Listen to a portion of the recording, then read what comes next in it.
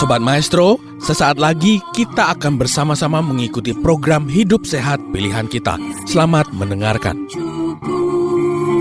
Membuat wajah berseri, diet yang seimbang, tubuh terlihat indah, udara yang bersih, jadikan hidup semangat, pengendalian diri, itu pemenang sejati. Hidup sehat, anugerah Tuhan. Hidup sehat, sangat berharga. 10 hukum kesehatan. Shalom, salam hidup sehat. Berjumpa kembali bersama dengan program Bincang Sehat bersama Rumah Sakit Advent Bandung. Dan kita sangat bersyukur karena saat ini kita akan belajar bersama-sama mengenai penyakit tuberkulosis. Dan saat ini narasumber kita yaitu Dr. Agnes Hutagalung akan berbagi pengetahuannya terkait dengan penyakit tuberkulosis ini. Saya akan sapa terlebih dahulu dokternya. Salam hidup sehat, dokter. Salam hidup sehat, Dewi. Salam hidup sehat, pemirsa.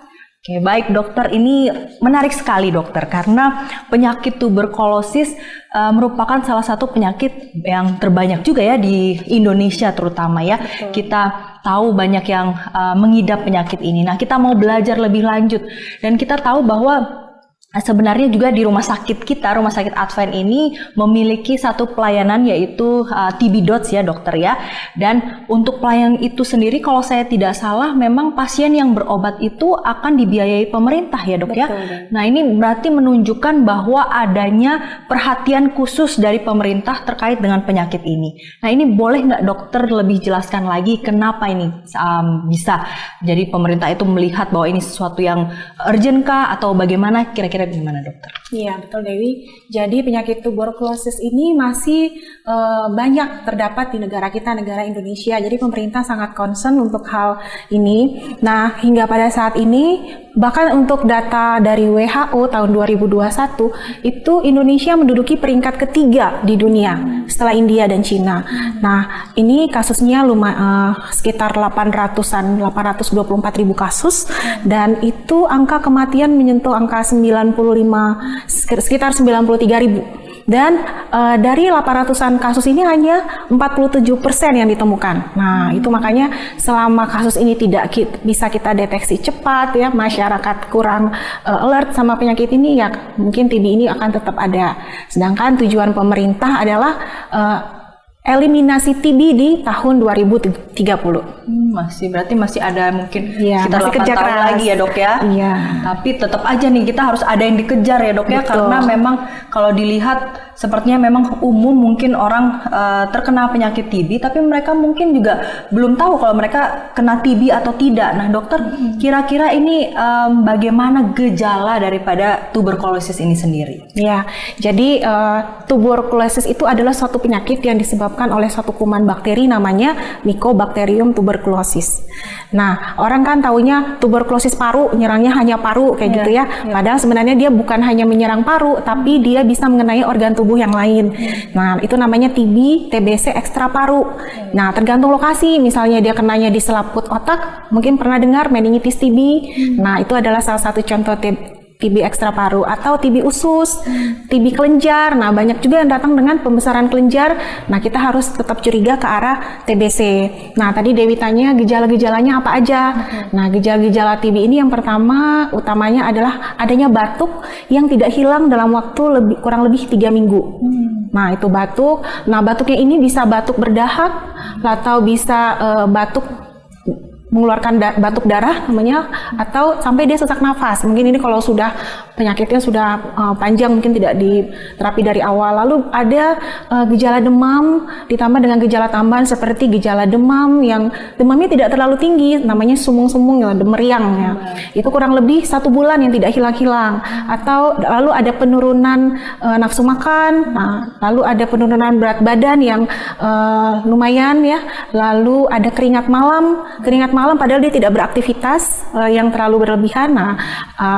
Dan apa sih mungkin tadi sudah ya selera makan. Nah, kurang lebih gejala-gejala itu. Baik dokter. Jadi beberapa gejala yang tadi sudah dijelaskan oleh dokter itu adalah gejala dari si TB itu sendiri ya dokter Iya, ya. betul. Kalau misalnya begitu dokter, kira-kira apakah tuberkulosis ini hanya menyerang orang dewasa nih? Apakah ada kasus-kasus di mana TB juga ada tuh di anak-anak? Gimana nih dokter? Iya, TBC itu bukan hanya pada orang dewasa ya Dewi ya, tapi dia bisa menyerang seluruh usia dia bisa terkena. Nah, penyakit ini malah berisiko tinggi pada anak-anak dan orang tua. Baik. Nah, karena ini terkait dengan kekebalan tubuh mereka yang lebih lemah. Iya. Jadi lebih beresiko. Lebih beresiko ya dokter ya. Nah, baik, berarti nggak hanya orang dewasa nih pemirsa ya yang terkena TBC atau TB ya, tapi juga mereka yang dalam konteks kategori umur yang rentan mungkin ya dokter ya, yaitu anak-anak dan juga usia lanjut. Baik dokter, selanjutnya nih dok, kan kalau dokter tadi sudah jelaskan bahwa sebenarnya ditemukan di Indonesia itu banyak, bahkan nomor 3 ya tadi dokter Di dunia. katakan di dunia ya. Iya. Di Indonesia kan banyak sekali tuh, berarti kalau misalnya begitu dokter, apakah memang ini penyakit itu menular dokter, sehingga sepertinya kok agak sulit juga ya mau dieliminasi nih dokter, kira-kira gimana dok? Ya, TBC itu memang penyakit menular karena dia penularannya melalui udara. Jadi kan kalau melalui udara kan dalam satu lingkungan aja orangnya banyak. Jadi penularannya melalui apa? Nah, jadi saat seseorang yang menderita TB, menderita TBC, dia itu batuk atau bersin, dia akan mengeluarkan kuman bakteri ke udara. Nah, kumannya ini ukurannya sangat kecil, sekitar kurang dari 5 mikron dan bisa bertahan di udara dalam waktu beberapa jam, cukup lama ya, bahkan katanya bisa sampai 4 jam. Jadi bisa dibayangkan orangnya batuk di sini, terus dia pergi ke tempat lain, masih ada yang ditinggalkan di situ yang bisa terhirup oleh orang yang sehat dan dia akan beresiko tertular TBC. Kayak gitu. Baik. Berarti memang ini menular ya dok. Tapi apakah dengan TB yang lain yang dokter sudah sebutkan, atau ini hanya kepada TB paru aja yang menular ini dokter? Bagaimana dengan TB usus, TB meningitis atau TB tulang ya kalau nggak salah? Iya, TB tulang ada. Itu apakah itu juga menular? Bagaimana ini? Kalau penularan memang hanya pada TBC paru. Untuk TBC ekstra paru seperti yang tadi TB usus, TB kulit itu tidak menular. Kecuali mereka mengidap TBC kulit bersama-sama dengan TBC paru. Nah, itu resiko penularannya juga ada berarti. Oke. Baik dokter.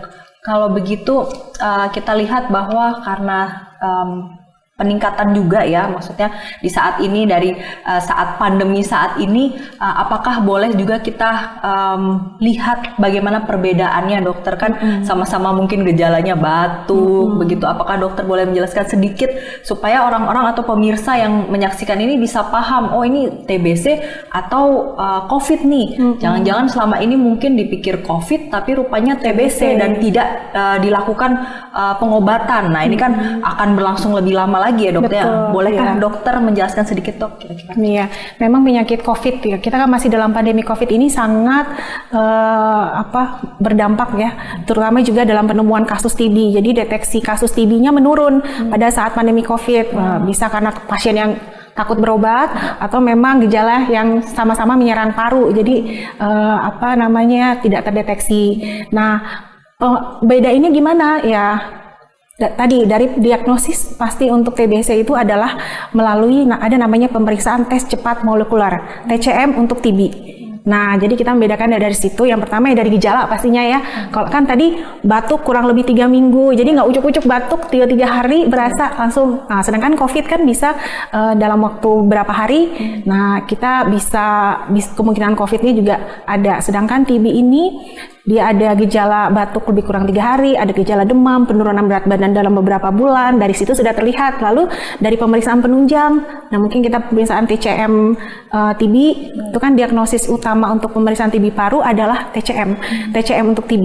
Nah itu juga bisa terlihat ini TB atau tidak, kayak begitu kurang lebih. Oke, berarti itu sedikit banyak perbedaan ya dokter ya untuk bisa mengetahui apakah ini COVID atau TB ya. Ya, Jadi mungkin menambahkan termasuk untuk ronsen paru. Nah, dari situ juga bisa kita lihat. Baik, bisa terlihat bedanya ya, Dok, ya. Diagnosis utamanya itu dari pemeriksaan TCM/TB. TCM/TB ya.